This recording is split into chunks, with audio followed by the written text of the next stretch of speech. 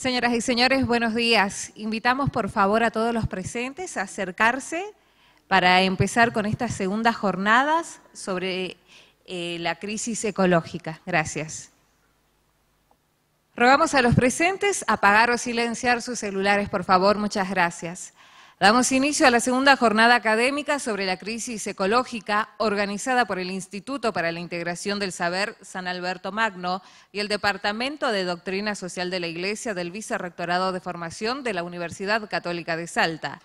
Cabe destacar que estas jornadas fueron aprobadas mediante resolución rectoral número 716/19 y tienen como objetivo colaborar al diálogo y al trabajo transdisciplinar entre distintas unidades académicas y sus representantes y el Vicerrectorado de Formación en torno a la cuestión ecológica.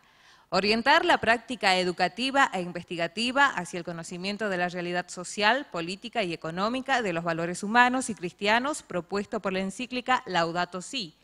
Promover el cuidado ambiental, reconociendo el imperativo y necesario cuidado de la ecología integral entre diversos actores de esta Casa de Altos Estudios y en relación con el medio.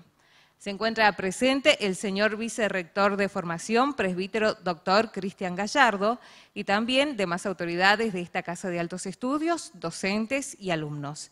Seguidamente, invitamos al señor Vicerrector de Formación, presbítero doctor Cristian Gallardo, a hacer uso de la palabra.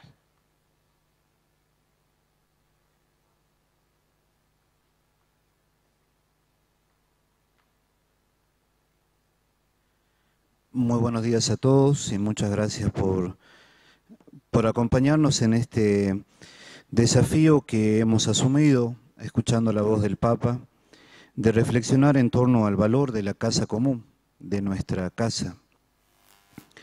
Hoy tenemos la oportunidad de juntarnos a reflexionar, sobre todo mirando el cuidado del otro y el cuidado de la casa común desde distintas disciplinas. Por eso especialmente agradecemos al doctor Juan Lucas da Pena. Muchas gracias por tus reflexiones que seguramente nos harán replantearnos muchas cosas. También al licenciado Octavio. Agradecemos al doctor Federico Colombo, vicerrector de investigación. Al doctor Lucio Florio, que con su generosidad hoy también desde la teología nos brindará una mirada profunda. A la licenciada Ana Guadalupe Soria, de la Escuela de Trabajo Social, muchas gracias Ana, y muy especialmente en nombre también del señor rector de la universidad, que vendrá al final de la jornada, a Monseñor Luis, muchas gracias por su presencia, por iluminarnos desde, sabemos de su compromiso, sabemos de su capacidad también de reflexión, y es la primera vez que está aquí en nuestra aula magna, que sea la primera de muchas otras que venga a iluminarnos, así que muchas gracias también especialmente. Le deseamos a todos que esto sea de mucho provecho, que podamos nuevamente reafianzar nuestro compromiso con la casa común y que sea un espacio fundamentalmente de diálogo y de crecimiento. Para todos una muy buena jornada. Muchas gracias.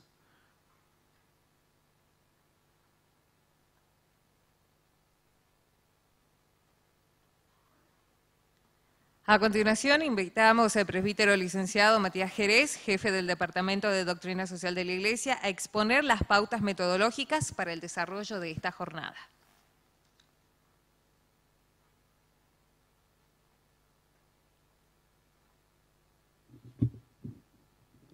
Buen día a todos. Les doy la bienvenida también a esta jornada, este momento tan lindo que tenemos de reflexión, agradecerle a los expositores que nos acompañan. Y les comparto la metodología que hemos pensado para esta mañana, que la idea es construir este espacio de diálogo, de reflexión juntos, todos los que estamos aquí presentes, acompañados, guiados por los expositores que han preparado las reflexiones para esta mañana. Les especifico un poco cómo van a ser las pautas, que están pensadas en orden al objetivo que nos propusimos para esta jornada, que es un diálogo interdisciplinar sobre la cuestión ecológica. Lo que haremos en esta mañana es un ejercicio más en orden a pensar juntos la realidad en el marco de nuestra universidad. Esto implica conocernos, por eso la mayoría de los expositores son miembros de nuestra casa de estudios, y además tenemos dos invitados externos que nos van a ayudar a enriquecer este diálogo. Va a ser muy importante en las reflexiones, ciertamente, el texto de la encíclica del Papa Francisco, la Laudato Si, que inspira la temática de hoy y que es especialmente oportuna para el diálogo interdisciplinar. Para esta mañana hemos elegido 3 ejes temáticos que van a componer las 3 mesas que se van a desarrollar en esta mañana. El primer eje es la economía, el segundo el medio ambiente y el tercero es la cuestión social. Nos parece que esta es una oportunidad también para hacer dialogar estas disciplinas con el área de las humanidades, que es una característica propia de nuestra Universidad Católica que hace a su identidad. Es por esto que en cada mesa hay 2 expositores. Uno de ellos es del área específica y otro es de la filosofía o de la teología, para poder confrontar lo particular con lo general, integrando las especializaciones en un marco con un sentido más amplio. Cada uno de los expositores tendrá en esta mañana aproximadamente 20 minutos para plantear su idea y luego de escuchar a los 2 panelistas de cada mesa, el público podrá realizar preguntas para generar el debate y la reflexión conjunta. La jornada de esta mañana se completará con el trabajo de la tarde, donde los alumnos van a presentar ensayos sobre la temática y habrá una última mesa panel con presentaciones de diversas iniciativas prácticas en relación al cuidado del medio ambiente. Pareció especialmente importante destacar la tarea de gran parte de los alumnos de nuestra universidad que han reflexionado y se han comprometido también a trabajar juntos por el cuidado de la casa común. Quisiera agradecer la colaboración de la Secretaría de Medios de la Universidad Católica de Salta. Esta jornada está siendo, gracias a ellos, transmitida vía streaming a todas las sedes de la universidad en el país y al público en general. En virtud de esta posibilidad tecnológica es que a través del chat cualquier usuario podrá hacer llegar sus preguntas a los expositores. Les agradezco nuevamente por su presencia y bueno, les auguro que sea una jornada rica en reflexión.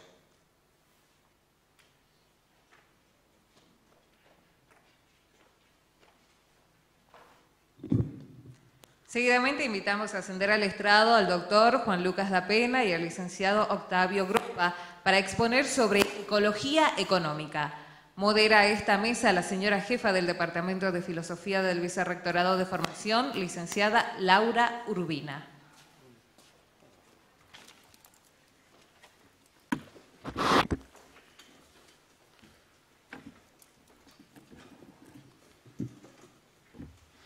¿Qué tal? Buen día, ¿cómo les va?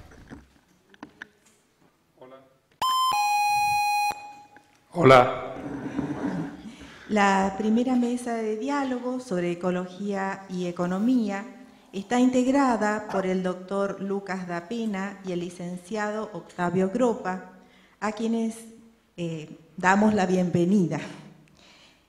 Juan Carlos da Pena es doctor en Ciencias Económicas y contador público por la Universidad Nacional de Córdoba, máster en Ciencias Sociales por la London School of Economics. Se desempeñó como analista financiero senior de Administración de Recursos y analista de la Mesa de Dinero del Banco Central de la República Argentina.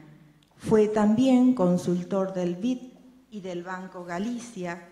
Fue profesor en las maestrías en Dirección de Negocios de la Universidad del SEMA, de la Universidad de Palermo, de la Universidad Nacional de Córdoba, de la Universidad Tecnológica Nacional, de la Universidad Nacional del Litoral y de la Universidad Juan Misael Saracho de Bolivia. Actualmente es decano de la Facultad de Economía y Administración en UCASAL, economista jefe para el NOA de la Fundación Mediterránea, investigador visitante del CIMEI y asesor en temas económicos y financieros en empresas e instituciones. Octavio Gropa es licenciado en Economía por la Universidad Católica Argentina, candidato a doctor en Economía por la Universidad Católica Argentina Es bachiller en Teología por el Centro de Estudios Salesiano de Buenos Aires, afiliado a la Pontificia Universidad Salesiana y licenciado en Teología por la Universidad del Salvador, Colegio Máximo San Miguel. Fue investigador en la Universidad Católica Argentina, docente en la USAL, Colegio Máximo San Miguel, en el Instituto Teológico Franciscano y en el CEDSA. Como economista se desempeñó principalmente en el INDEC y en el Ministerio de Economía, donde fue director de gestión de políticas de ingresos. Actualmente es jefe del Departamento de Estadísticas de la UCASAL. Ha investigado sobre monedas complementarias, bienes comunes, empresas de triple impacto, entre otros temas. En el campo filosófico y teológico se ha especializado en la obra de Bernard Lonergan como método para la interdisciplina. Bien, le damos la palabra entonces al doctor Juan Carlos Dapena.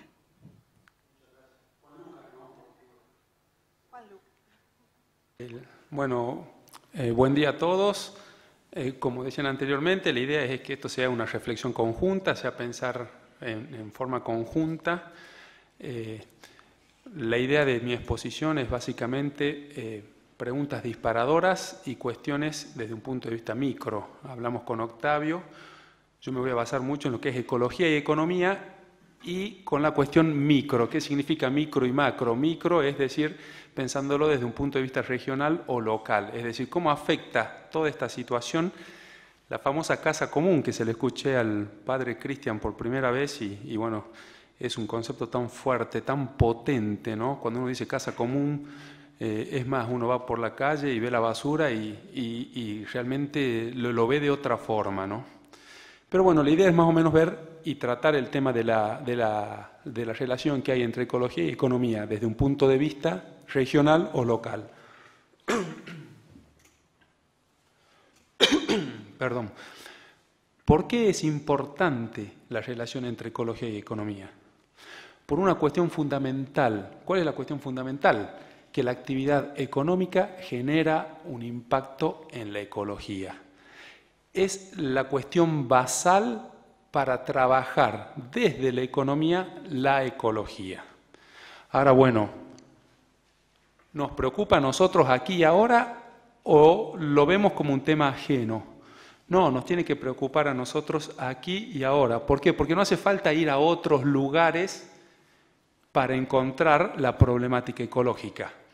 Cualquiera que anda acá por la autopista oeste, que va a cualquier barrio marginal, el dique Cabra Corral, la contaminación del río Arenales, es decir, hay innumerables ejemplos por los cuales una actividad económica y social generan un impacto ecológico. Por suerte estamos lejos de otras situaciones o de otros lugares, pero no tan lejos, y sí estamos en un momento de generar estas reflexiones conjuntas y trabajar el tema e incluirlo. Obvio que no es fácil. ¿Por qué no es fácil? Porque nosotros vivimos en una sociedad pobre. No nos olvidemos que de acuerdo a los últimos números del INDEC, Salta capital y el aglomerado Gran Salta, que sería La Caldera, Cerrillo, San Lorenzo, perdón, tiene una pobreza del 41,8%. Es decir, hay una pobreza del 42% en la zona más rica de la ciudad, de la provincia. Ni hablar de Pichanal, ni hablar de Rivadavia Banda Norte, ni hablar del municipio que a ustedes se les ocurra. Entonces, ¿cuál es el problema que tenemos? Por un lado tenemos una crisis ecológica y por otro lado tenemos una crisis socioeconómica. Entonces nosotros lamentablemente estamos en una situación complicada. Ahora, bueno, ¿cuál es la parte positiva de esto? La parte positiva es que nosotros no estamos tan contaminados como otros lugares. Ahora, bueno, la idea es ver el vaso medio lleno y no medio vacío. Para trabajar un poco y con el concepto de casa común, también la idea es ver por qué influye por qué mi actividad influye en el resto. Nosotros tenemos tres grandes definiciones de bienes, que son bienes comunes, bienes privados y bienes públicos. Como ahí está escrito, los bienes comunes son los que hay no exclusión, pero rivalidad en el consumo. ¿Qué significa esto? A diferencia de los bienes públicos, que son no excluyentes y no rivales.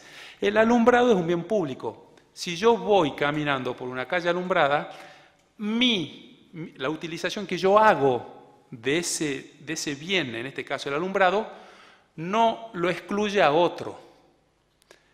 En cambio, cuando hay no exclusión, pero rivalidad, volvemos al tema de Cabra Corral. O sea, si yo voy a la costa del dique Cabra Corral y van otros, y van otros, y van otros, al final la saturación termina convirtiendo un bien que es no excluyente en excluyente.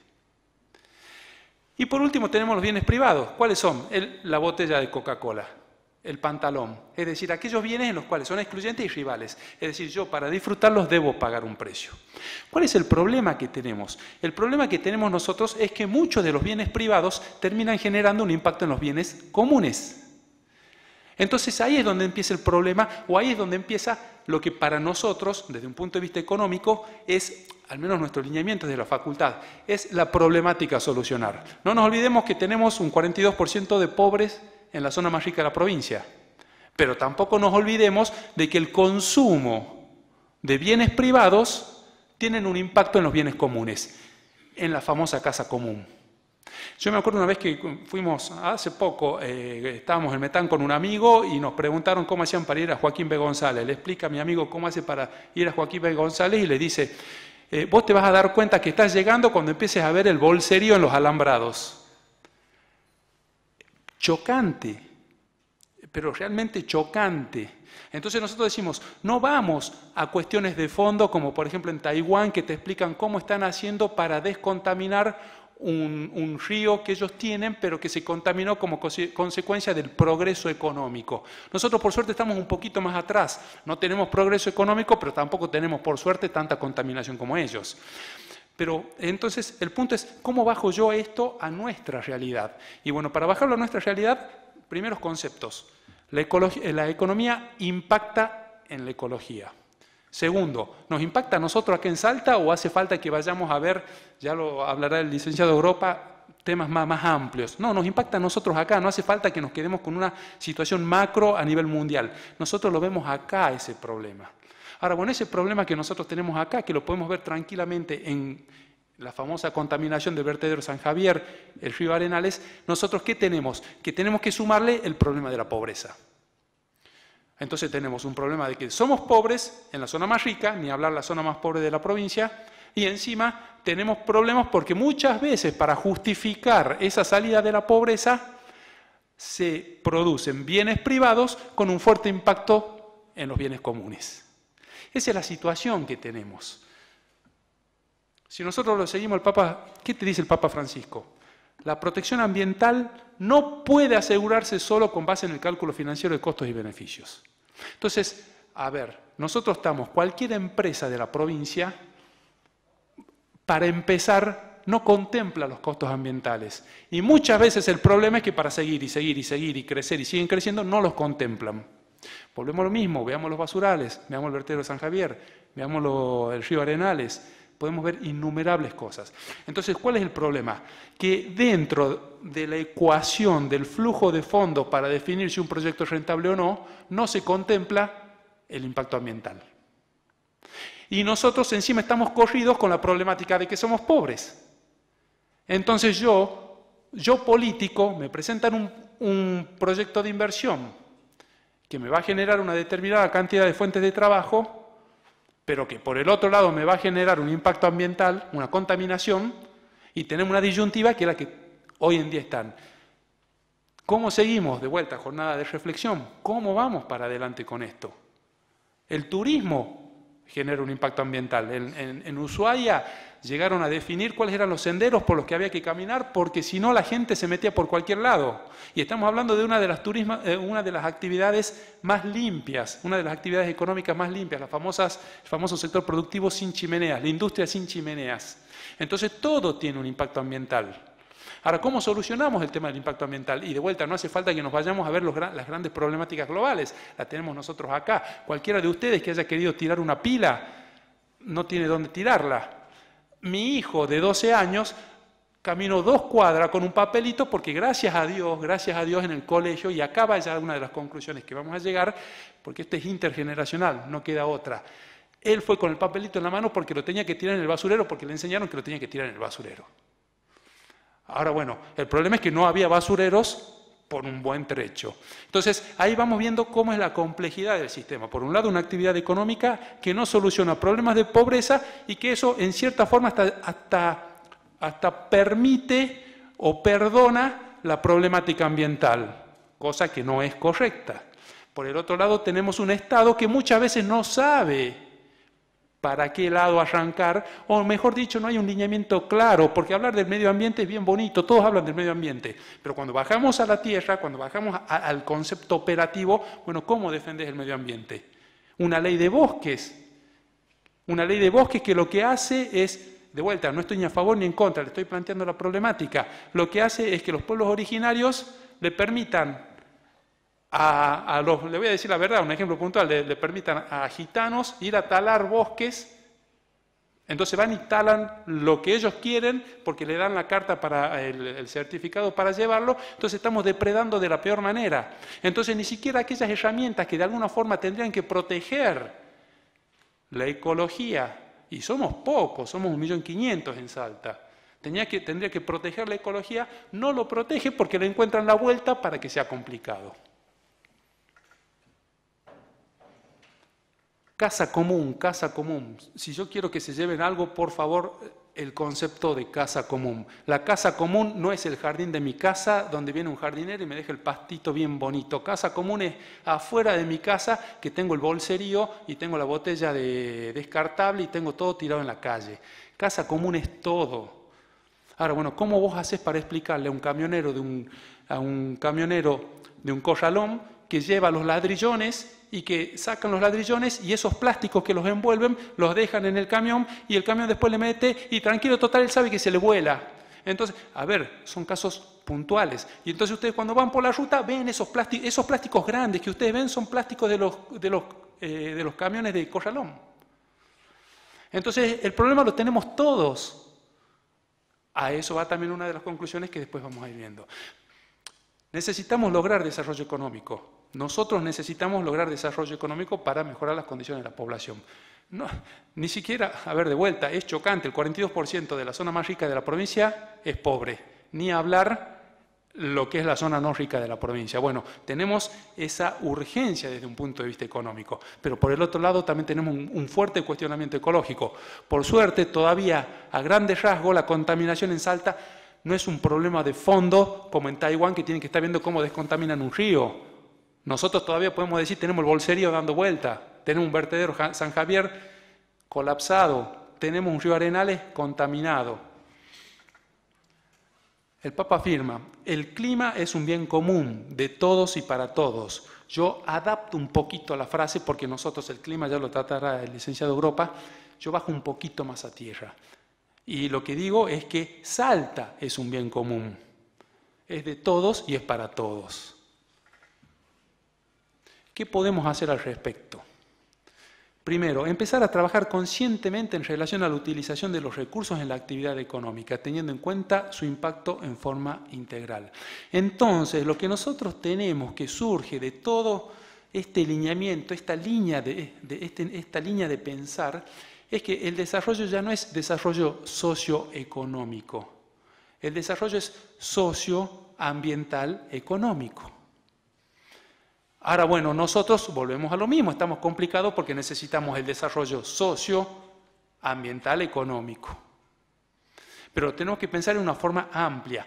Si nosotros vemos, de acuerdo a los indicadores de la ONU, el último que hace, en el cual pone un ranking de provincias y mide la calidad de vida, el índice de desarrollo sostenible, toma 3 cuestiones, que son desarrollo económico, inclusión y medio ambiente.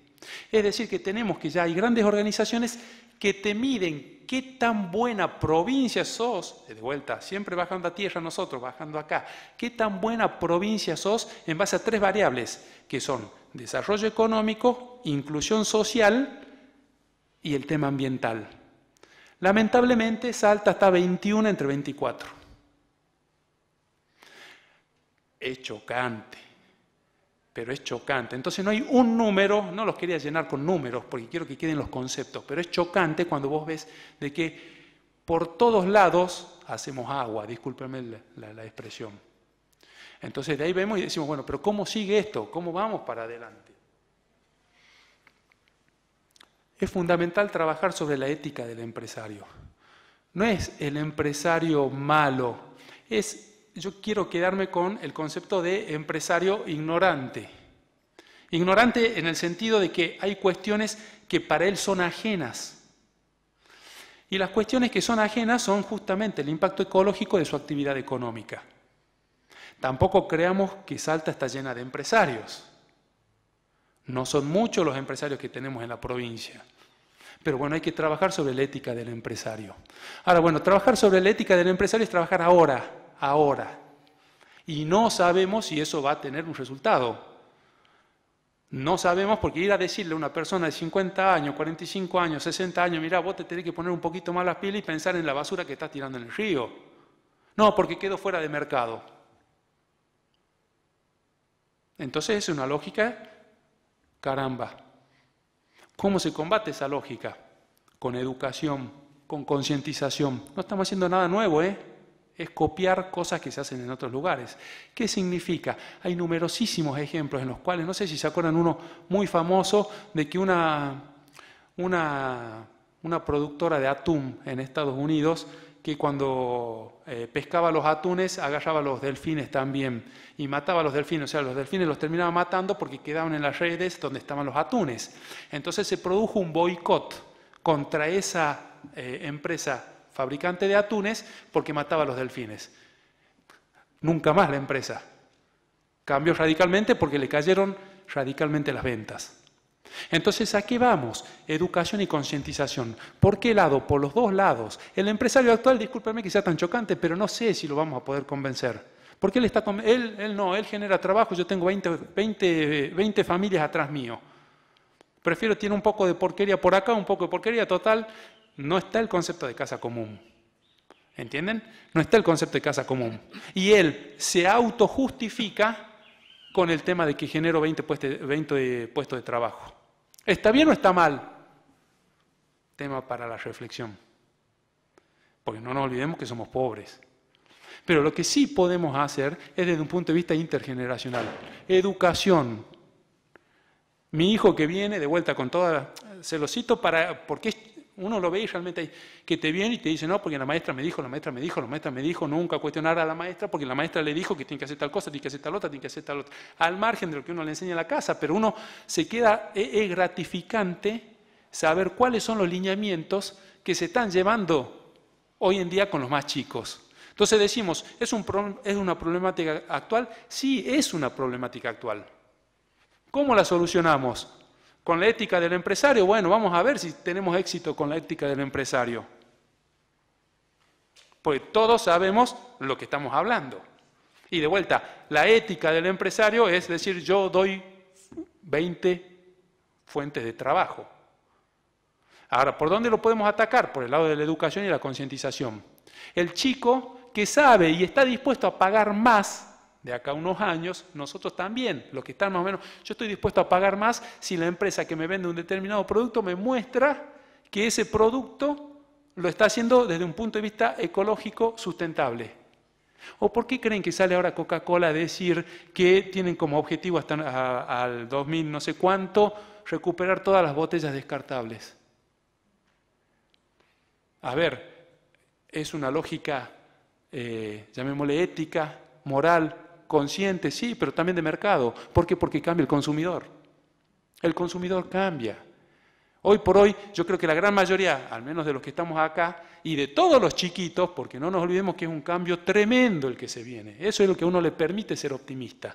También no la ética del empresario actual, porque tiene su propia ética, que sería, se lo vamos a dejar al padre Cristian, que después haga su reflexión. Yo doy 20 fuentes de trabajo, yo mantengo 20 familias. No me pidan que encima sea ecológicamente sustentable porque si no, no puedo. Y acuérdense que Salta tenemos 42%, ese número también se lo van a llevar en la cabeza, el 42% de pobres en la zona más rica. Pero sí podemos con la educación y la concientización. Por el lado del empresario, no sé por el lado del empresario. pero sí por el lado del consumidor.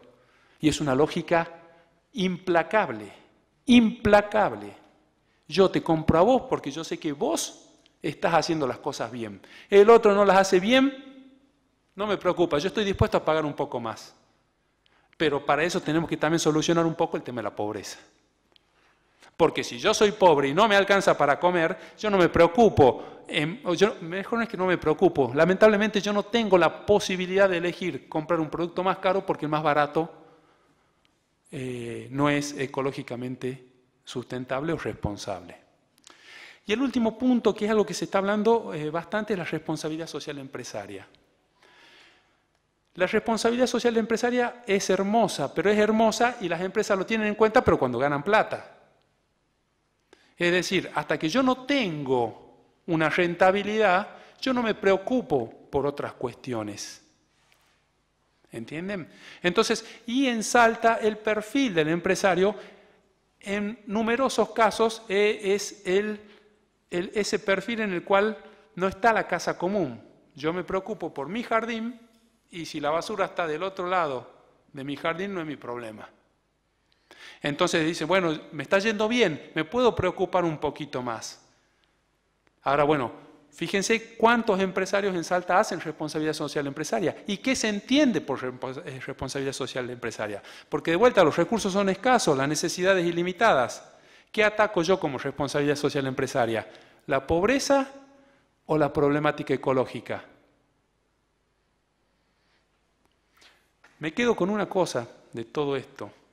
Educación y concientización. Yo no creo que sea un problema, discúlpeme que sea tan sincero, pero la idea es que sea reflexión, un problema en el que salgamos en el corto plazo. Para nada. Yo creo que es un problema que se sale con educación. Y educación no nosotros, de vuelta, yo al fletero no lo voy a convencer de que no tiene mal plástico. ¿Por qué? Si yo tengo mi derecho, para eso pago los impuestos. Entonces, ¿a quién yo voy a convencer? Al chiquito que crece y que sabe y desde chico. Y de vuelta, hay una movida grande. ¿Y por qué lado lo voy a convencer? Por el lado del consumo. Sería hermoso decir, no, yo voy a convencer a los empresarios de que sean ecológicamente sustentables. Y no nos olvidemos de la última pata, que es el Estado. ¿Qué hace el Estado? ¿Qué hicimos con los basurales? Fíjense los basurales municipales. Estamos hablando de basurales municipales, no estamos hablando de algo que está que estamos pidiendo que hagamos un subsidio para alguna problemática puntual en África. Estamos hablando de acá. Entonces, el otro punto es el cuestionamiento político. Fíjense, estamos en campaña, plena campaña. ¿Quién habló de ecología? Y discúlpenme, pero volvemos a lo mismo. Concientización. ¿Ustedes creen que no hay chicos que votarían a candidatos que hablen de ecología? Es tremendo el cambio en las generaciones. Nosotros capaz que no los vemos, aquellos que tienen hijos chicos, lo sienten. El cambio hasta en los dibujitos animados. Es tremendo el cambio. No por nada Coca-Cola lanzó como desafío recuperar todas las botellas retornables.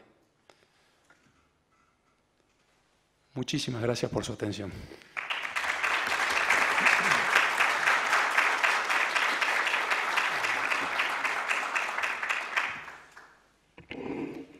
Bien, buen día. Muchas gracias por la invitación a participar de este panel. Buen día también para los que nos están siguiendo por streaming. Bueno, mi presentación va a ser de cambio climático y economía. Como mencionó Lucas, la perspectiva mía va a ser sobre todo más macro. La idea es presentar al principio algunos indicadores. Primero reflexionar sobre qué es el cambio climático. Quizá nos ponemos un poco duros o con lenguaje más científico. Los datos que muestran la evolución y situación actual. ¿Por qué sabemos, un punto que me interesa mucho recalcar, que el cambio climático es antropogénico, o sea, es de origen humano? Todavía hay algunas personas que dudan sobre esto, hay un presidente que duda de esto, pero la ciencia no duda. Y después ver un poco la evolución de la economía y la emisión de los gases de efecto invernadero. Si nos da el tiempo, un poco de estrategias de mitigación. El año pasado recibió el premio Nobel un economista llamado William Nordhaus, que tiene un modelo, una simulación de largo plazo de cuál podría ser la trayectoria óptima, plantea él, de mitigación, y que la verdad que se da bastante de patadas con los objetivos puestos por el panel intergubernamental de cambio climático de Naciones Unidas, el IPCC. Y cerramos con alguna reflexión. Bueno, bien, el cambio climático, ¿qué es? Bueno, como ustedes saben, se puede ver un poquito en el gráfico, la energía de la Tierra en última instancia viene del Sol. Entonces hay un balance global, el Sol irradia la Tierra, esa energía rebota, se devuelve a la atmósfera, pero una parte queda atrapada en el planeta precisamente por estos gases que forman la atmósfera, que son los gases que llamamos de efecto invernadero. Gracias a esos gases hay vida en la Tierra. O sea, la probabilidad de que haya vida mejora solamente por la aparición de unas temperaturas donde la vida es posible, si no tendríamos 18 grados bajo cero. Con una temperatura media que se logra de 14 grados, ahí aparece la vida en la Tierra. Ahora, lo que tenemos entonces es que hay un desbalance radiativo en este momento con saldo a favor del planeta Tierra, ¿no? O sea, el planeta se está calentando. Básicamente, los gases que generan este efecto son el dióxido de carbono, el metano, el óxido nitroso, y después hay en menor cantidad clorofluorcarbonos, hidrofluorcarbonos y el octasulfato, hexafluoruro de azufre, perdón. Son de distintas proporciones. En el gráfico ahí la columna más chiquita que se ve a la derecha, en realidad lo que marca es la duración en la atmósfera, se toma como base el dióxido de carbono. En general, fíjense, 23.000 y tanto es el hexafluoruro de azufre en relación al carbono, que dura unos 100 años, el resto mucho más, pero la diferencia es que en abundancia el que más aparece es el dióxido de carbono, por eso nos concentramos ahí, y en general cuando se habla siempre se habla de dióxido de carbono equivalente, o sea, se transforman la cantidad y la concentración de los otros gases a dióxido de carbono. Si miramos en los últimos siglos, pasamos de 280 partes por millón de dióxido de carbono en la atmósfera a 408 es la última medición del año pasado. Y ahí podemos ver en el gráfico una evolución. Vamos a ver si... acá yo tengo algunos gráficos que fui subiendo. Aquí tenemos el dióxido de carbono, el gas metano, el óxido nitroso y los otros gases más pequeños. Recién los fluoruros y el pentafluoruro, hace poco recién comenzaron a medirlos. Ahora es interesante si miramos la evolución, desde el año 1, ustedes preguntarán, ¿y cómo sabemos que desde tan atrás? Se sabe desde mucho más, porque estudiando los anillos de los árboles, los anillos de coral o las esponjas también, son como reservorios de información del clima en el Paleozoico, inclusive. Hasta miles de años, cientos de miles de años para atrás, los climatólogos lo saben. Ahora miren la evolución de esto tenemos en el eje Y la concentración de dióxido de carbono, vemos en torno a los 280 partes por millón hasta el año 1700, 1800, y en 1850, 60 pega ahí un salto enorme. Si les suena la revolución industrial, más o menos, ya desde el sentido común podemos ir viendo. Sigamos el caso del metano, es parecido también, viene un mayor crecimiento y en el siglo XX es una subida importante, y el óxido nitroso también, otro tanto. Esto tiene efectos en la temperatura media del planeta. Este gráfico muestra la anomalía de temperatura, tomando el periodo 1960-1990 como base. O sea, tenemos a la izquierda, hacia acá, vemos todas temperaturas desde 1866, que donde están tomadas las mediciones, temperaturas por debajo del cero, o sea, la diferencia respecto de ese promedio, y desde el 60 en adelante comienza a crecer, lo que está engrisado son las temperaturas máximas y mínimas y la mediana de temperatura. Esto es temperatura global.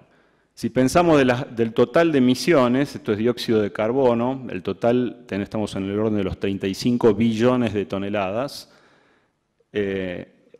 Históricamente el mayor emisor es Estados Unidos, y la Unión Europea también.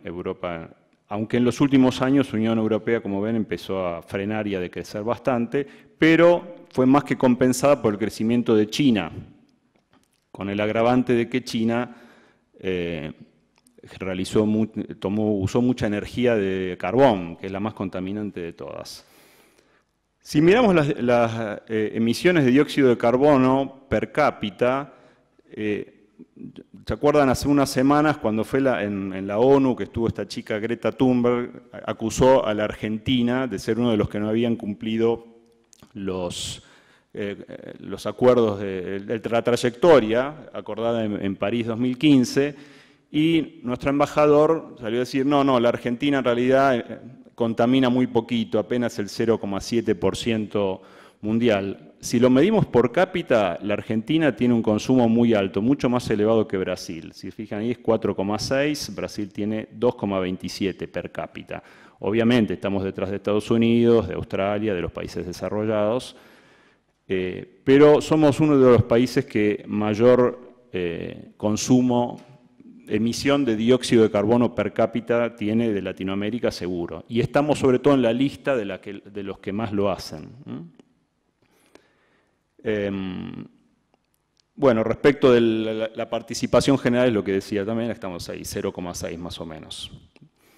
Volvemos un poco a la presentación. Bueno, acá tenemos lo mismo, visto de otra manera. El cambio anual de la concentración de carbono es la línea negra, y la anomalía de temperatura en la superficie, lo que se ve también en este caso comparado respecto de la temperatura media del siglo XX.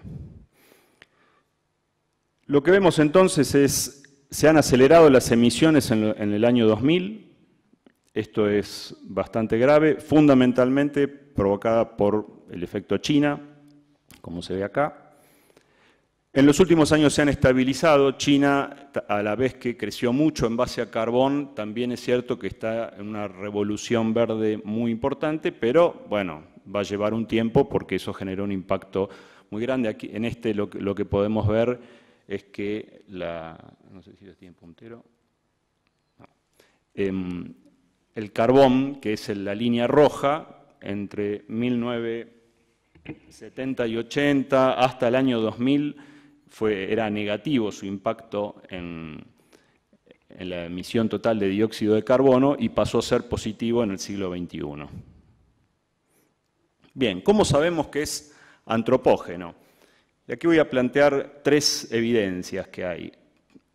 Los océanos son el principal reservorio de dióxido de carbono, por lo tanto, como la cantidad de dióxido de carbono es abrumadora, si fuese natural el proceso, uno tendría que ver que el dióxido de carbono pasa de los mares a la atmósfera y no al revés.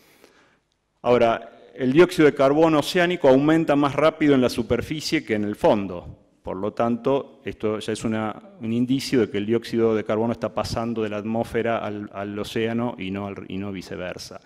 Por otro lado, el pH de los océanos se está acidificando y esto se da cuando el agua se combina con dióxido de carbono, el proceso de acidificación. Por lo tanto, es que el océano está absorbiendo más carbón que el que libera.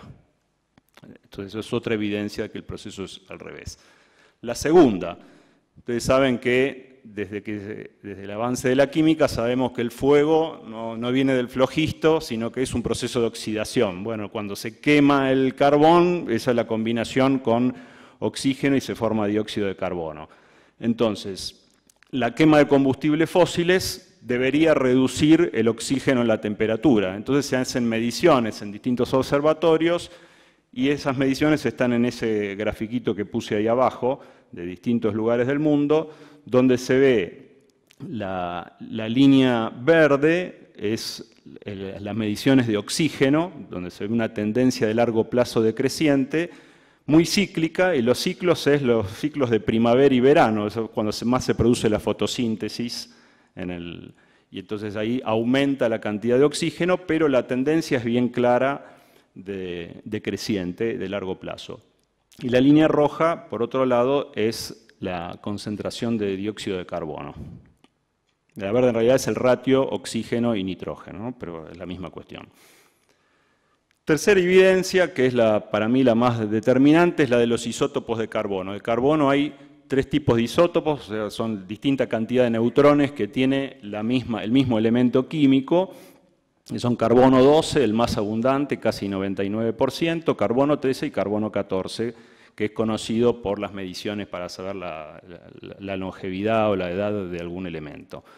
Bien, el carbono de origen fósil, que viene de los organismos bajo tierra, es muy liviano.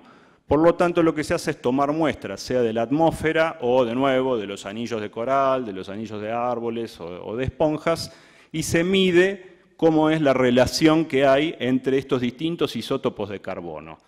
Bien, desde el año 1850 se empieza a ver esa relación se va volviendo más liviana, o sea, la cantidad el peso de los isótopos menores en la atmósfera empieza a reducirse desde 1850. Bueno, esto no existe otra explicación que sí que es el desarrollo, es la actividad humana, en definitiva, la que está generando el cambio climático. Si miramos los últimos años, esto es una correlación que armé entre las emisiones de dióxido de carbono y el Producto Bruto Mundial. Se ven las dos crecientes y la de abajo a la derecha es la relación entre dióxido de carbono y Producto Bruto. Se ve que hay una velocidad decreciente más o menos del 1,5% anual, pero de nuevo se ve que en los años 2000 eso se detuvo por la razón que expresé un rato antes. Para cumplir con los acuerdos de París se estima que la reducción debería ser por lo menos del 2% anual, la tasa. O sea, hay que aumentar la reducción de emisiones y no solo eso, habría también después que incrementar la absorción. Bueno, en economía, como les comentaba, hay uno de los planteos típicos es el análisis costo-beneficio. El año pasado le dieron el premio Nobel a William Nordhaus, que desde los 70 empezó a estudiar esto. En este sentido, como si el problema climático es antropogénico, entonces debemos decir que es esencialmente económico.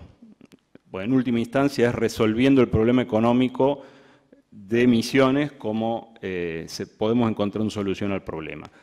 Desde el punto de vista de la teoría, o sea, el cambio climático, algo mencionó Lucas recién, es lo que se llama una externalidad negativa. O sea, si la economía piensa en los mercados como grandes difusores de información para la toma de decisiones, bueno, tiene que existir esa información. En los mercados esa información se reduce a un precio. Ahora, hay un montón, innumerables elementos que no entran en la ecuación económica porque no se reflejan en el precio. Por ejemplo, el estándar de vida futuro.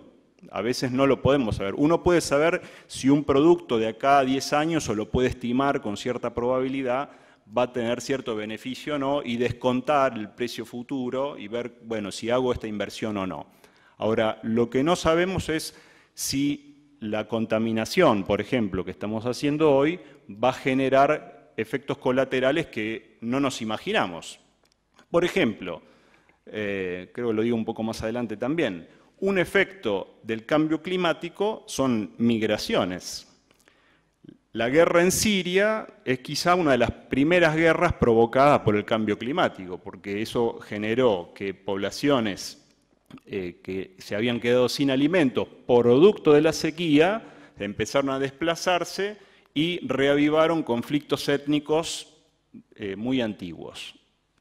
Entonces, como este problema, hay otros en África también y podemos encontrar, bueno, esos son efectos colaterales que aún desde el punto de vista económico generan también pérdida de riqueza, porque toda guerra provoca riqueza del capital, pero también de las personas, lo que en economía llamarían el capital humano, que con todo el potencial de creación de riqueza que cada persona tiene.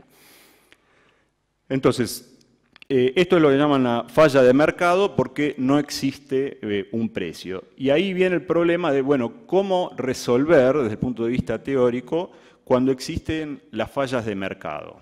Y acá podemos combinar con lo que planteaba Lucas recién respecto de las distintas estrategias frente a bienes públicos, bienes comunes, bienes privados. Para el bienes privados está el mercado, que el precio se supone que se resuelve. Ahora, cuando aparecen bienes comunes o bienes públicos, en el caso de los bienes públicos los provee el Estado, pero en los bienes comunes hay muchos que están ahí y tenemos que resolver el problema de la distribución o del acceso para no sobresaturarlos. Bueno, hay estudiado un montón de estrategias, puede ser de cuotas, de precios también, tarifas.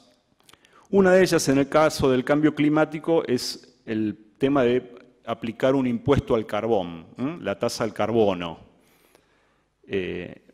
Todavía no está implementado, se ha planteado ya desde hace varios años, pero no existe ningún acuerdo internacional, tampoco se sabe quién sería el Estado u organización, que sería el agente de contralor de un impuesto de esta naturaleza. Ahora, Nordhaus, volviendo a su modelo, plantea, dice, bueno, en realidad descontando, como los empresarios solos no se van a convencer, como decía Lucas, porque van a buscar maximizar su ganancia, en realidad lo que tenemos que hacer es poner un impuesto al carbón. ¿Y qué impuesto? Bueno, un impuesto que, descontando a su vez el valor del capital en el futuro, nos permita ser rentables, de algún modo. Bueno, su modelo le da unos resultados que son bastante, que acá los vemos, por ejemplo, las emisiones de dióxido de carbono. La línea más alta es el escenario base, que es lo que se llama el business as usual, o sea, continuar sin que nada cambie. Las líneas más bajas, la verde y la roja es del informe Stern que hizo Gran Bretaña para cumplir con los acuerdos de París. La línea verde marca lo que sería la trayectoria de emisiones de carbono para cumplir con una meta que es aún más alta que la de París, porque es menor a 2,5 grados de aumento respecto del periodo preindustrial. Acuérdense que París está proponiendo como máximo 2, pero recomendando 1,5 para el año 2100, de anomalía de temperatura. Y él lo que señala en su modelo es que su recorrido óptimo sería la línea azul que está en el medio, porque dice, de otra manera nadie invertiría. Bien, viéndolo ahora en el eje Y, la anomalía de temperatura, ese recorrido nos lleva en el año 2100 a 3,5 grados de aumento respecto de lo recomendado por París. Él lo llama eso el sendero óptimo, donde vincula las emisiones de carbono con el rendimiento del capital. Ahora, obviamente, uno ya de entrada dice, acá parece que faltan, de hecho en el modelo no están, yo lo miré, lo estudié. Por ejemplo, un montón de no hay estimación de las posibles sequías o inundaciones que puede haber, que en el futuro, producto del cambio climático. O sea, si llevo la temperatura a 3,5 grados, es muy probable que aún el Producto Bruto Mundial caiga por efecto de que hay hambrunas, sequías y desplazamientos de migraciones que planteo ahí también. Pérdida de bienestar por las temperaturas tampoco está incorporado, o el costo social de lo que implica la pobreza y la lucha distributiva que puede aparecer. Yo después hice unos modelos econométricos muy simples, suponiendo qué es lo que pasa en el largo plazo con un aumento del PBI de 2% anual y del 1,2% anual, ¿a qué nos llevaría el panorama? Bueno, acá vemos, por ejemplo, si estamos con tasas que son bastante moderadas. Normalmente, para que se den una idea, los objetivos de desarrollo sustentable plantean como buena estrategia un crecimiento del 3% anual para el planeta, para la economía global, ¿no? En lo que hace a crecimiento. La temperatura nos llevaría con 2% solamente arriba del Acuerdo de París. Estaríamos en 1,7 de valor medio y solamente creciendo al 1% anual, considerando las fuentes energéticas actuales, llegaríamos. ¿Cuál es el punto para ir cerrando? Es cierto que ha venido mejorando la eficiencia de emisión de dióxido de carbono, la eficiencia productiva en términos de emisión de dióxido de carbono en los últimos años. Pero como aumenta mucho a su vez el producto y la población, esa ganancia de eficiencia se compensa también con mayor emisión por otro lado. Entonces, a nosotros lo que nos importa para el cambio climático no es la eficiencia relativa, sino las emisiones absolutas, la cantidad de emisión de dióxido de carbono. Yo puedo crecer un montón y ser cada vez más eficiente, pero si en términos globales agrego mucho más dióxido de carbono a la temperatura, eso al final estoy peor. Por lo tanto, entonces, el cumplimiento de París no depende solo de la reducción de emisiones a esta altura, que ya estamos muy tarde, sino también de la posibilidad de absorción de dióxido de carbono, todo lo que serían estrategias de reforestación. Puede darse por políticas de regulación, de impuestos también, pero, como también señalaba Lucas recién, de cambios en el patrón de consumo. Estamos, si no, a años, a décadas quizás, de una crisis climática y humanitaria muy seria. En este punto, yo diría que, como lo plantean todavía muchos economistas, en el fondo piensan que el crecimiento, pensando con el crecimiento infinito, va a ser la solución de todos los problemas. Yo veo acá en esto el mito del progreso, ¿no? El mito moderno del progreso que piensa que creciendo siempre se sale. Me parece que en este punto entonces es donde el horizonte cristiano tiene una palabra para decir, porque por un lado el cuidado de la creación o el conformar un mundo de hermanos, o sea, la solidaridad, es quizá la única salida. Estamos en una instancia a nivel global donde solamente podemos tener un mundo vivible si la humanidad empieza a ser más solidaria, porque si no, el escenario que nos espera es un escenario de una mayor división e inclusive de un eventual cataclismo climático. Perdonen que eso termine un poco tétrico, pero la verdad que yo cada vez que vuelvo sobre estos temas, me alarmo cada vez más porque va pasando el tiempo y hay una inacción de las políticas que es pasmosa, y el problema es muy grave. Bien, muchas gracias. Acá termino.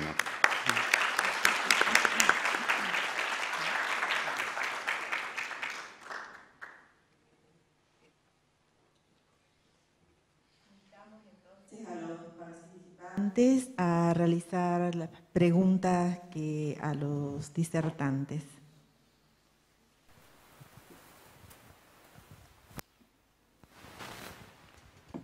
Octavio.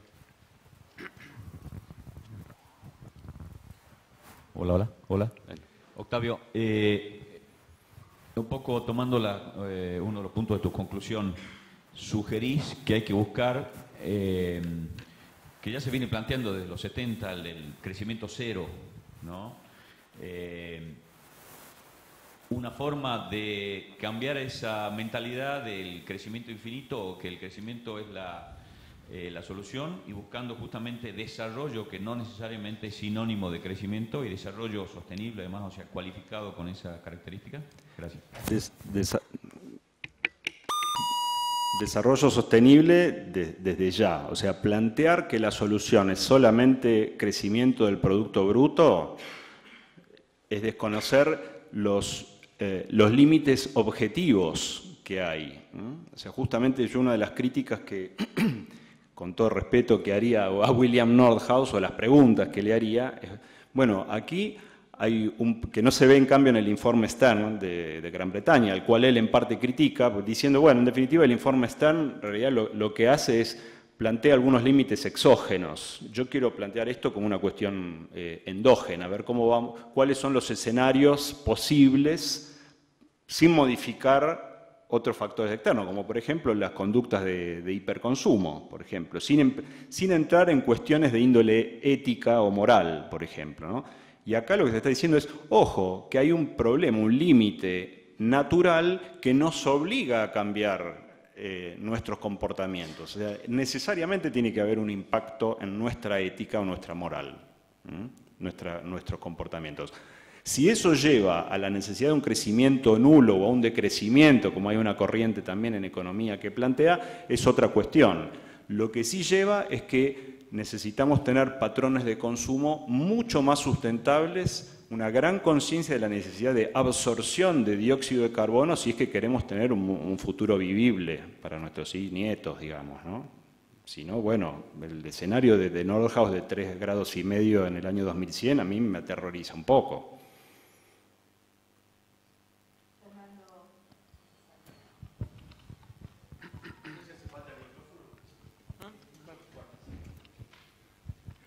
Una preguntita, no sé si salía alguno de los esquemas, ¿cuáles son los países menos contaminantes?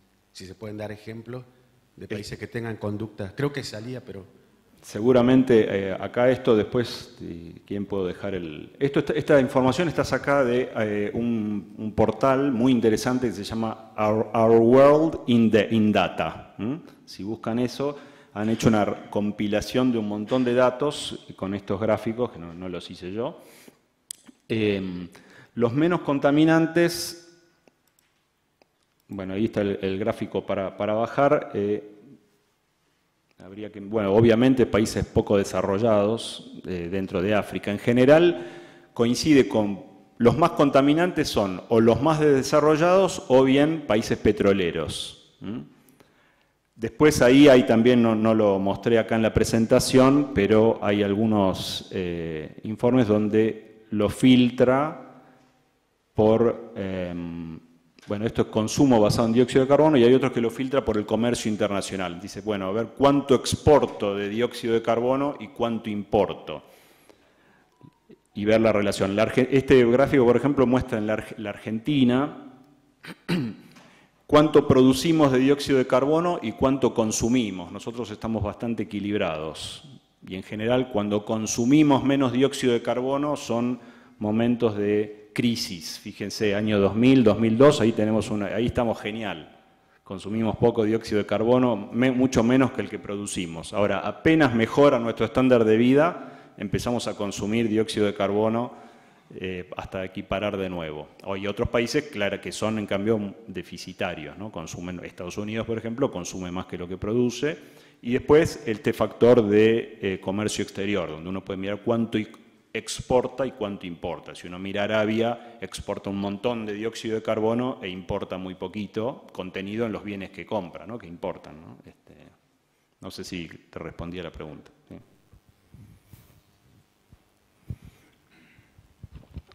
¿Qué tal? Buen día. Antes que nada, celebro que hoy se estén haciendo estas jornadas, debate, instalando el tema, sobre todo aquí en el ámbito académico, porque pienso que es aquí donde hay que poner a los alumnos, yo soy egresado de esta universidad, las preguntas, ¿no? De cómo innovar en estos temas, cómo pueden ir de la mano. Adhiero a esto, me alegra mucho que menciones el aspecto humano, porque creo que también en cuanto a los hábitos de consumo hay un tema muy humano, porque tenemos que repreguntarnos también cómo consumimos, para qué consumimos. Hay muchos vacíos humanos, espirituales, pienso, que llevan a un consumo, ¿no? Hoy la evolución en la tecnología que tenemos, en muchos casos, son gastos absolutamente innecesarios. Entre el Samsung Galaxy 7 al 10, no sé en qué número va, ¿en qué nos ha servido a nosotros, ¿no? Ha servido para consumir nada más. Eso como reflexión. Y después quería preguntarte particularmente, cuando hablaste del tema de los gases, ¿cuál era tu postura? Porque yo he leído cosas a favor y en contra sobre la ganadería vacuna y la emisión de gases. Quería saber tu opinión. Mira, una de las propuestas, no llegué a mostrar en mi presentación, pero entre todas las estrategias de mitigación, una son el manejo más racional y sustentable del ganado y de los suelos, sobre todo, que tienen un impacto que es bastante importante. En esta filmina de acá, esto es un estudio que hizo la consultora internacional McKinsey. Por ejemplo, lo que es ganado, bueno, ahora está muy chiquito, acá no lo voy a ver, pero es uno de los elementos, obviamente, a considerar. Pero no solo eso, ¿no? Cuando uno mira quiénes son los consumidores también de dióxido o emisores de dióxido de carbono, todo lo que sería lo residencial es un gran consumidor, con lo que es la calefacción de los hogares y demás. Por ejemplo, en este gráfico lo que presenta es el potencial de mitigación en el eje X, horizontal, y cada una de las columnas lo que muestra es el costo medido en euros por tonelada de dióxido de carbono equivalente de la emisión de gases. Bueno, cada una de estas estrategias, cuando es negativo, el costo significa que es un beneficio. Por ejemplo, entre las negativas, si bien no tienen un gran impacto en la mitigación, aunque no es no significativo, están, por ejemplo, todo lo que es iluminación eficiente, o sea, en comprar luces LED, por ejemplo, en las casas, o aislación térmica, construcciones eficientes en materia energética. Eso es muy importante también. Y eso, al ser negativo, lo que sería que la inversión se paga sola en el tiempo, porque emitimos mucho menos dióxido de carbono y lo pagamos en el tiempo. Entonces eso ya es solo beneficioso. Después hay otras, por ejemplo, manejo de suelos, ya tienen costo positivo en materia de inversión, y ahí es sobre todo donde hay que ver cómo incorporar estos elementos que no van a aparecer en la ecuación económica, que mencionaban, en la ecuación costo-beneficio, incorporarlos de algún modo, o sea, internalizar esas externalidades, eso sería. Esto es uno de los casos, por ejemplo.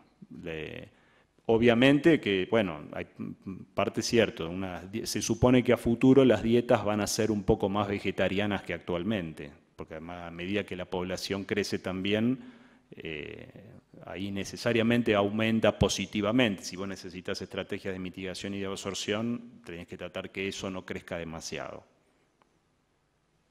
Pablo.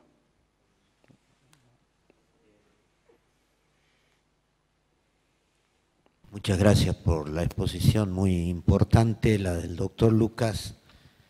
Pienso que es muy animadora a nosotros a adoptar conductas, pero también a preguntarnos por políticas y también para, bueno, preguntarnos por nombres y apellidos de esta generación de desmonte, por ejemplo, etcétera. Me llamaba la atención eso de gitanos y pueblos originarios, pero por otro lado hay políticos que están en los primeros rangos, que están trabajando contra, diríamos, el monte y en todos lados. La pregunta es, en este momento, Laudato Si, esta revolucionaria encíclica del Papa, que ha conmovido a los economos del mundo, ¿no es cierto?, porque las reacciones han sido muy grandes.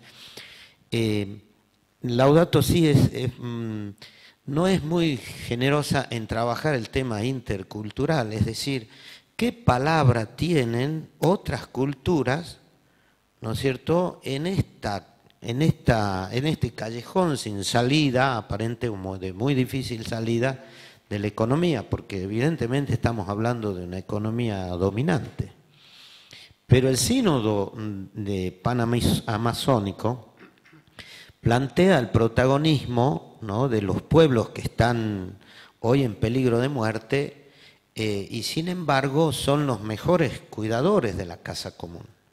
¿Cómo se ve eso desde la perspectiva de la economía dominante, ¿no? No sé si eso da para reflexionar un poco o son solamente las economías de origen occidental las que van a solucionar el tema. No sé, para los dos digo yo, ¿no? Pero... Sí, no da para reflexionar un poco, da para reflexionar un congreso más o menos. Bueno, yo lo que diría es que en este momento el desarrollo económico ha llevado a un nivel de interacción, lo que llamamos la globalización, del cual ya es imposible dar marcha atrás, salvo comunidades que vivan aisladas, en autarquía. Ahora, comunidades que no vivan en autarquía que vivan con cierta vinculación, ya la verdad que el desarrollo económico generado por Occidente, con lo que llamamos la cultura capitalista, o lo que es sí, en parte la cultura capitalista creció, se puede decir, por la externalización de estos costos ajenos a la producción, ¿no? Uno podría ver desde el origen del siglo, cuando los estados empiezan siglo XVII básicamente, a afirmar y a defender fuertemente el derecho de propiedad y la libre empresa contra lo que serían los gremios medievales, lo que hace en definitiva es liberar al empresario de costos sociales. Por ejemplo, podía despedir tranquilamente sin que se le amotinara el gremio, por ejemplo. Podía elegir libremente qué producir sin que le dijera el señor feudal o el gremio qué era lo que debía hacer o no.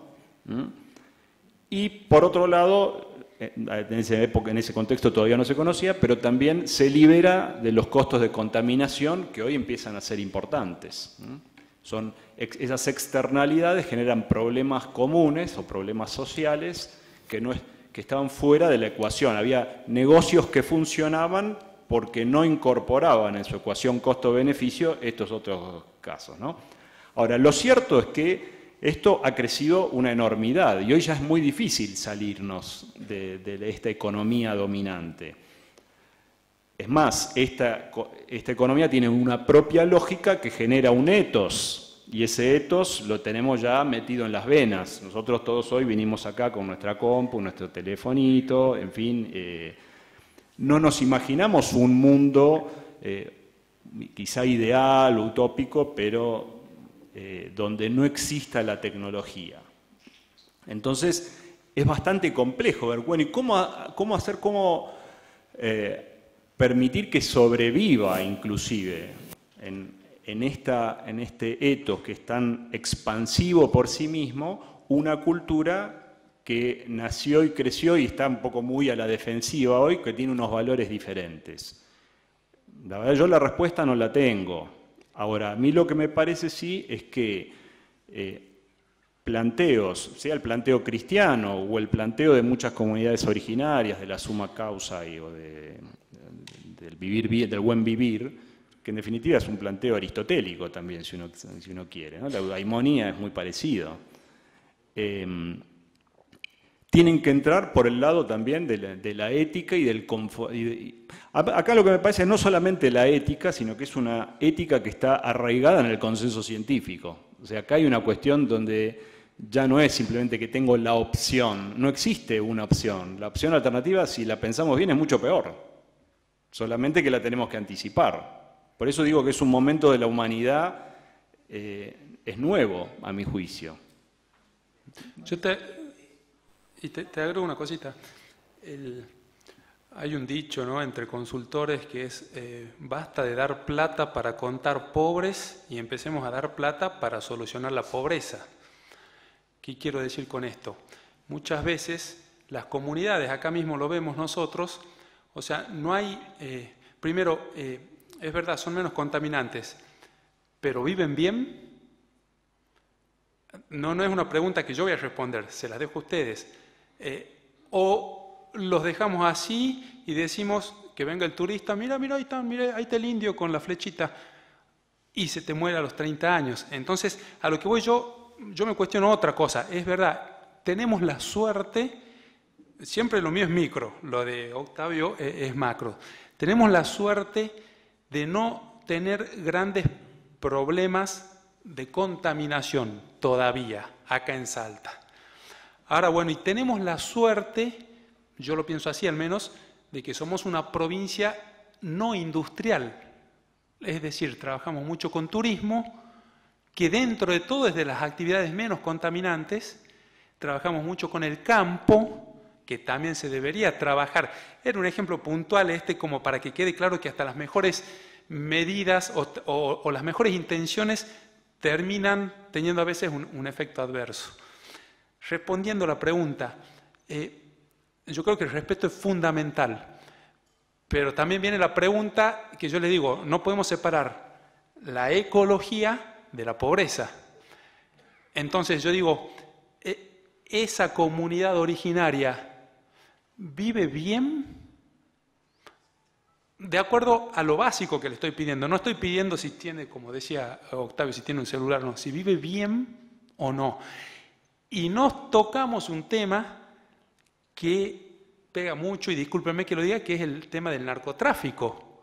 En todas esas comunidades, el aborigen de hace 250 años que descubre el alcohol, hoy es el aborigen que te descubre el paco. Y volvemos a lo mismo. ¿Cómo salimos de eso? O sea, ¿cómo salimos en situaciones como las nuestras? De vuelta, ¿cómo sumo yo desde mi lugar, no acá, sino allá, dando vueltas, cómo sumo en esta línea de pensamiento que empuja fuertemente el Papa? Yo no voy a sumar en todas, pero yo trato de ver cómo sumo yo. Y bueno, nuestra casa común, yo lo pienso, capaz que soy un poco reduccionista, pero no pienso la casa común como el mundo. Yo pienso la casa común como Salta. O sea, si nosotros hacemos nuestro granito acá, capaz que hay otros que hacen otros granitos por otros lados. Y si yo quiero combatir desde acá a nivel mundial, yo creo que puedo ser mucho más efectivo, más eficiente y más productivo desde lo que estamos trabajando si tratamos de cambiar algo acá. ¿Cómo? O sea, ¿vive bien o viven mal las comunidades originarias? Hablando de lo básico, esa sería la contrapregunta. Discúlpame que te responda con una contrapregunta, pero esos son los temas. Yo no estoy pensando en una imaginación así romántica de las cosas. De hecho, la reacción del mundo capitalista al sínodo panamazónico es fuerte, empezando por el presidente de Brasil. Y por otro lado, simultáneamente, la movilización indígena en Ecuador también ha planteado una cuestión económico-política muy seria. Entonces, no se trata simplemente de pequeños reductos o de posiciones idealizadas, sino de qué manera impactan otras culturas que tienen otra idea económica a esta mega, diríamos, economía que domina el mundo y ha causado este problema, ¿no? Con todas las contradicciones que eso genera también, ¿no? Porque pienso, por ejemplo, el petróleo barato va contra lo que tenemos que hacer. O sea, porque justamente el petróleo barato atenta contra la rentabilidad de tecnologías limpias. Entonces, el ideal, de hecho, este premio Nobel calculó para Estados Unidos, Nordhaus, que si hubiese que poner una tasa de carbón eficiente para cumplir los acuerdos de París, el precio del galón debería triplicarse en Estados Unidos, ¿no? El galón de combustible. Imagínense hoy en la Argentina si tuviéramos que pasar de 50 pesos que sale a 150 pesos por litro de nafta para cumplir con París. Entonces ahí viene el problema. ¿Estamos dispuestos a hacerlo? ¿O entonces somos como William Nordhaus que dice, no, eso la verdad que no vamos a estar dispuestos, la gente no lo va a querer hacer, entonces dale que va. Cocinémonos de acá a 100 años, total, no voy a estar. Y yendo a lo que dice Octavio, para decir estamos dispuestos, tenemos que estar educados para tener las alternativas. O sea, porque vuelta, como uno dice, estamos dispuestos, es porque estás sopesando distintas alternativas. Me vuelvo reduccionista a Salta. En Salta, ¿estamos educados para ese tipo de disyuntivas? Perdón.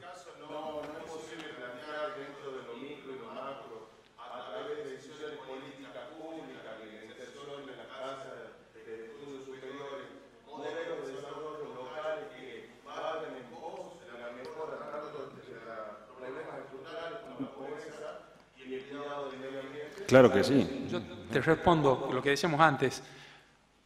Estamos en plenas elecciones.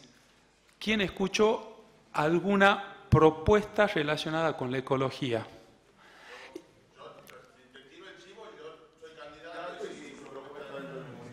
Bien. Bueno, en general... Bien ahí. Está buena, pero en general es como que no ha sido un tema de campaña, en términos generales te digo. Entonces cuando uno lo ve de esa forma, y volvemos a la campaña de Coca-Cola, estoy siendo sumamente materialista ahora, o más que materialista, maquiavélico. Si Coca-Cola para mantenerse, o sea, dice en el mercado de la virtud, una gran frase, desde un punto de vista económico, sientan, desde un punto de vista económico, ser virtuoso es rentable. Un autor alemán brillante que decía que vos, en economía, tenés que ser virtuoso, pero no virtuoso por una cuestión moral, virtuoso porque los virtuosos son más exitosos económicamente. Entonces, bajo esa línea, vos ves lo que hace Coca-Cola y ahora Coca-Cola se preocupa, de vuelta Coca-Cola como cualquier otro ejemplo, se los traigo a colación porque es algo que está dando vuelta. Coca-Cola ahora está preocupado por el medio ambiente o podemos dejar dando vuelta la idea de que hay toda una gran camada, una gran generación que sí se preocupa por el medio ambiente y está dispuesto a pagar lo que hablábamos acá, esos pesos más, o está dispuesto a elegir esa empresa porque es ecológicamente responsable. Entonces, a lo que vamos es, de vuelta, yo no veo que venga, a ver, muchos años ya llevamos acá, yo creo que somos nosotros, el ciudadano de a pie, el habitante, el común de la casa común, el que empuja esto. En el caso de esta empresa, vos ves que lo empuja porque consume, porque paga, porque necesita para sobrevivir. Bueno, dentro de nuestra estructura política. Perdón, no sé. Las otras preguntas van a ser recepcionadas en los siguientes paneles, ¿no? Bueno, agradecemos al doctor Juan Lucas Dapena y al licenciado Octavio Gropa por justamente habernos proporcionado estos conceptos, habernos hecho reflexionar y dejarnos esta tarea también para seguir como universidad pensando y actuando, ¿no?, en favor de nuestra casa común. Muchas gracias.